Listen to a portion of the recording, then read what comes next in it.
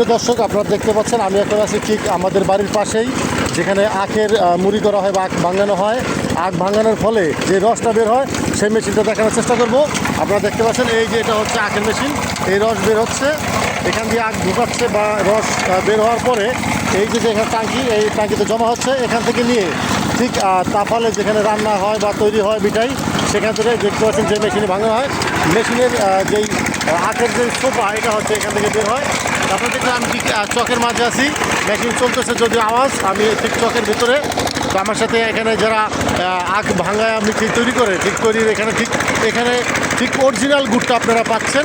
এখানে ঠিক জমি থেকে আখ মনে করে জমিতে ভাঙিয়ে, জমিতে জাল দিয়ে জমি থেকেই রসটা তৈরি করে ঠিক মিঠাই তৈরি করে এরপরে বাজারজাত করা হয়। এখানে কোনো কেমিক্যাল দেওয়া হয় না, এখানে কোনো ভেজাল রং প্রিজারভেটিভ এগুলো দেওয়া হয় না, জাস্ট এখানে শুধু রস এবং মিঠাই।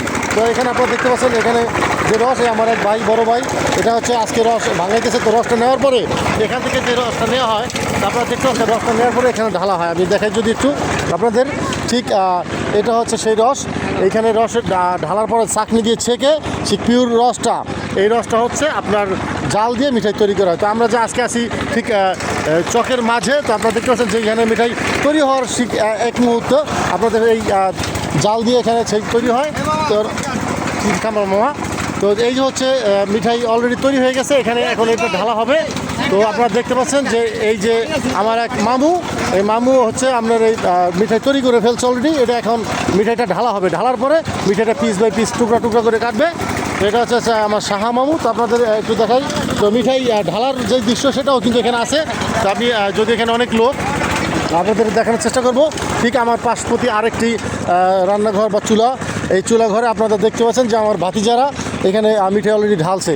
তো এই হচ্ছে অরিজিনাল সেই গুড়। এই গুড়টা হচ্ছে আপনার এখন পিস পিস করে কাটা হবে, পিস পিস করে কাটা হওয়ার পরে এই চাঙ্গারিতে করে একবারে ঠিক চলে যাবে ঠিক বাজারজাতকরণীয় বাজার যে প্রক্রিয়া, সেই বাজারে। তো আপনারা দেখতে পাচ্ছেন ঠিক আমি জমির মাঝে আপনাদের দেখানোর চেষ্টা করলাম যে আজকে যেই মানে কুয়াশা যদিও প্রচুর, তো মেশিনের আওয়াজের কথা বোঝা যায় কিনা যায় না।